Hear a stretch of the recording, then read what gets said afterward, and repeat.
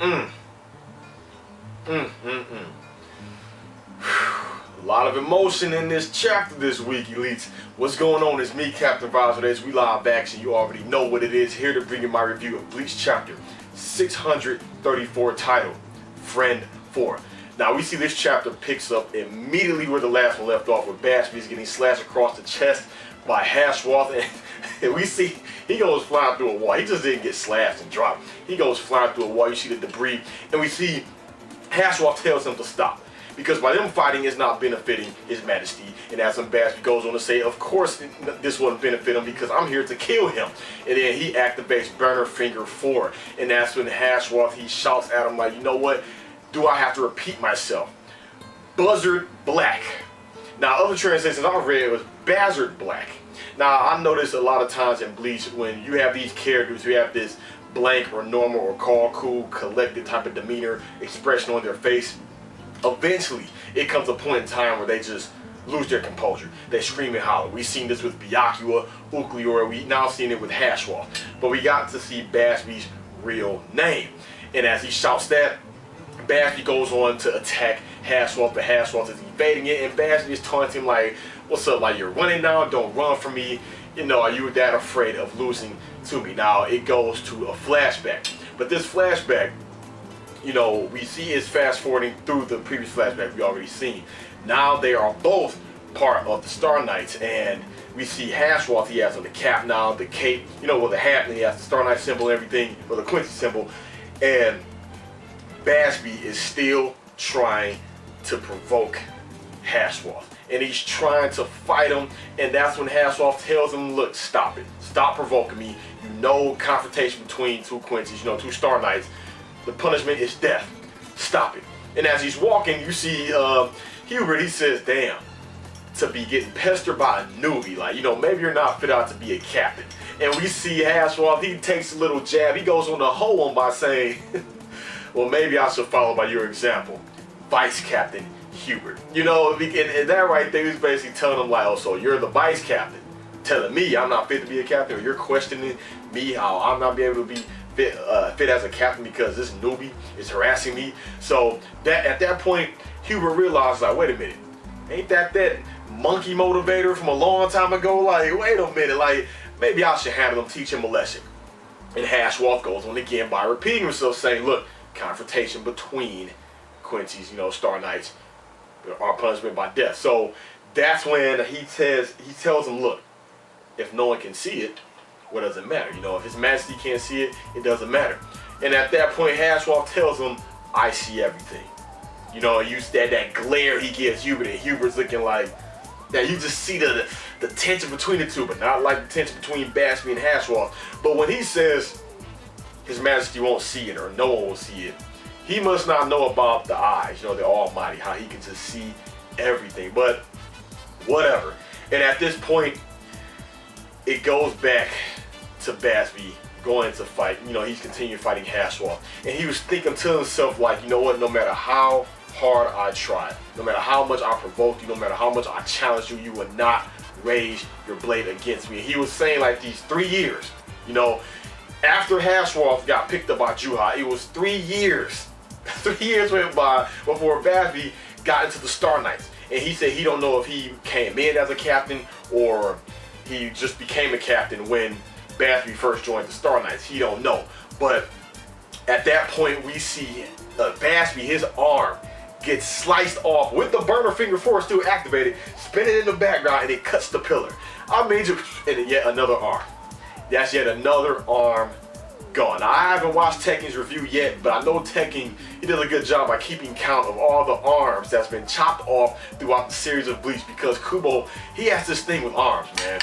He loves to just lob off arms. Now we see Ukleora lost the arm, Uryu lost the arm, Tsukishima in the Fullbring arc lost the arm. I mean, you see Chad with his arm got damaged. It's just arms, arms, arms. Now Bazz-B lost his arm. And then once he lost his arm, at that point, we see he activates the Burner full finger. Basically all 5 fingers, he goes to shoot it. It's like just a swirl of 5 fire streams going right at Hashwoth. And Hashwoth, just like that, straight through Bazz-B. Shoulder cut, blood gushing out, and maybe since, of course, this is not animated, maybe Kubo didn't want to draw a whole bunch of panels, but it seems like Bazz-B, he took some more steps, his last steps towards Hashwolf, because after Hashwolf cuts through him, you see Hashwolf is here, and Bazz-B is all the way there, but then in the bottom panel, you see Hashwolf turning around, and then you see Bazz-B's feet, and Bazz-B, you see the burner full finger, the fire goes away, and instantly he's just right there next to Hashwolf, just like that. So maybe he was doing the couple of, you know, steps towards him, and as he's grabbing him, you know, you see the smoke burn his outfit. Basically, he gives his last dying words, like, damn, you got me. You got me, Jew Graham, you know, and he said he never thought that losing to him would be, no, what did he say? He told him that he always thought losing to him would be more painful than what he's feeling now. Basically, he thought it would be a lot worse than what it is, basically. And at that point when he falls and collapses, Hashwolf doesn't say a damn thing. He leaves Bazz-B's body right there, and he walks off, walks up the stairs. And we see Bazz-B, he's just sitting down. Life flashing before his eyes. Not sitting down, lying down. Life flashing before his eyes. Thinking back to when him and Hashwolf met, Bazz-B's just basically done. Dead, eyes closed, to be continued. That's it. Okay. Basically, in a nutshell, Bazz-B sealed his own fate. He dug his own grave. I mean, yeah, a lot of people were feeling for Bazz-B. It was messed up. You could really feel the emotion in this chapter. Overall, great chapter. Good artwork, good pacing. It was a mixture between flashback and, of course, you know, current events. But this should be the wrap-up. The Friend 4. Yes, there are little things in between we still have yet to see that we thought they were, that I thought at least they were going to show in the flashback that they didn't. Like Hashwolf, not Hashwolf, excuse me, Bazz-B, you know, drinking the blood of Juha, you know, getting the H ability, you know, the heat, the fire. We didn't see that. And the gap, the 3-year gap, I'm pretty sure Bazz-B was still training harder and harder and harder to even try to be strong enough to kill Juha, or to try to surpass Hashwolf, even though it was stated and confirmed that the only reason he was at that badass state was because he was around Hashwolf. But 3 years, I mean, I'm pretty sure he was still living just wherever he was living in that forest, you know, just for 3 years. 3 years. Now let's look at the main objectives of Bazz-B. First, his main objective after the castle got burned down was to kill Juha. We all know that was the main objective. Now, it shifted, alright? Not when it was confirmed that him thinking he was a prodigy was because of Hashwolf being around him. And it wasn't changed or shifted when Hashwolf got chosen over Bazz-B. I believe it was shifted when he went to kill Juha and Hashwolf protect him by grabbing his arrow out the air. That's when I think it really started. Because even when Bazz-B was on the ground looking up at Hashwolf and Juha pissed off, you know, he still could see that Hashwolf was like, wait a minute, he was still speaking good on Bazz-B's end. Like, look, don't pick me, pick Bazz-B. Bazz-B is the better one. You know, I can't do what Bazz-B can do. I can't even, you know, gather Reishi, you know. But then that's when Juha goes on to say, look, you're my better half. No, you can do this, you can do that. You know, you're the legendary Quincy every 200 years. You know, you're the one who should be my right-hand man. Those things played a part of it.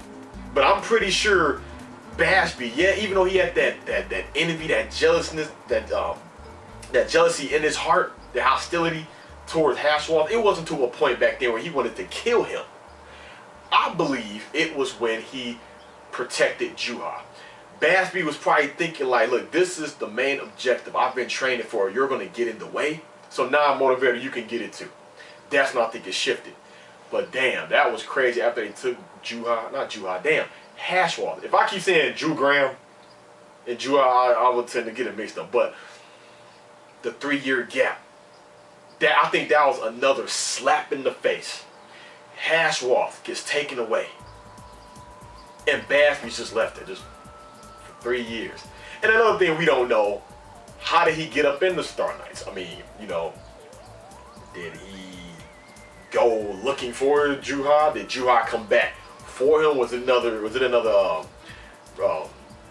group of recruiters going around, and he said, you know, let's pull him in? Now, apparently another group of recruiters must have found him if that was the way he got sent in, because you see Hubert, that's when he recognized, like, wait a minute, that's the monkey guy from, you know, years ago, that little monkey kid, you know. So apparently he wasn't part of the recruiting process, if that's how Bazz-B got to the Star Knights. So Bazz-B came real close to killing, well, I'm not even gonna say killing. He came close to his objective more than he did before. But he was stopped and killed by his friend, well, his old friend, Hashwall. And over time, like I said, I just don't understand when he felt betrayed at the time. You seen that one Soldat and Bazz-B looking up to the sky thinking like, why? Why did you do this? Why did you betray us? Like, why? He shouldn't have been surprised. Excuse me. Why was Bazz-B surprised by that? That's what I just would not understand. I don't get it. He should not have been surprised by that. But with Hashwall protecting Juha and Bazz-B wanting to fight Hashwall, that was like a win-win for both of them. Hashwall, he would die protecting Juha, and Bazz-B would die trying to kill Bazz-B. Excuse me, Bazz-B would die trying to kill Hashwall and Juha. He figured there's 2 birds with 1 stone. He didn't think he would run into Hashwall. He figured like, good, His Majesty's sleeping, good. Now I don't think he knew he was sleeping at that point. No, I'm pretty sure he did. But when he was stopped by Hashwall, he's figuring like, okay, now we can finally settle this. But he was so bent on fighting Hashwall, he was willing to die for this. He told him years ago, our punishment will be death. And Bazz-B did not give a damn. He was so hell-bent on getting his revenge to see who was really stronger. He wanted that duel.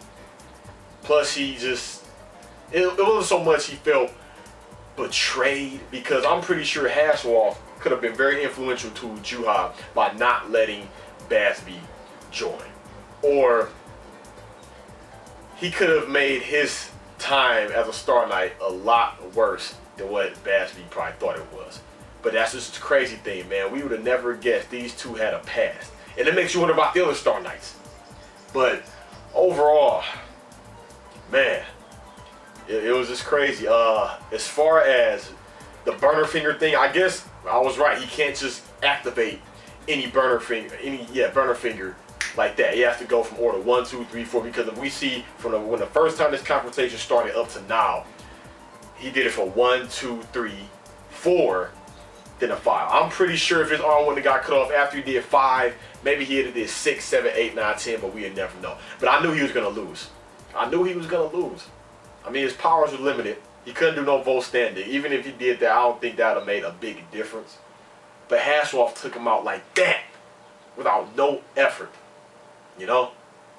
But now on to the main question. Is he dead? I believe he's dead. Now, a lot of Bleach characters do get cut right here in the shoulder and they live. But this is similar to Geen. His arm gets ripped off. Yeah, no, Geen, yeah. Did I say Geen last time? I don't think I said Geen. Geen, his arm gets ripped off. Excuse me, his arm gets ripped off, stabbed in the stomach, and motivators get tossed into a building. Now, Bazz-B, arm gets chopped off, cut right here, and he falls out. Maybe he just bleeds out. Yes, he's a strong human, but at the end of the day, he's still human. But say if he's dead, I'm saying he is dead. Maybe that power go back to Juha, or maybe it'll go to Hashwall. I wonder. Now that he's sleeping and someone died, is the power going to go back to Hashwall, or is it going to go back to Juha? No, it's going to go to Juha. I believe, yeah. It's going to go to Juha. But man, good chapter. Really enjoyed it. Bazz-B, what can I say? You will not be forgotten, and you will be missed by some. Will you be missed by me? Not really. Wasn't really feeling the Mohawk, but you was an overall cool character. So many people predicted that you would fight Grimjaw. I knew that wasn't going to happen. But hey, maybe Giselle will bring him back as a zombie. If she still, you know, can do that. But I'm pretty sure she can, whatever. Overall, Elites, my viewers, my subscribers, my squad members, thank you all for watching this Bleach chapter review with me, Captain Bazz-B. Without further ado, let's all bow our heads in a moment of silence for the fallen Star Knight. Bazz-B, Badger Black.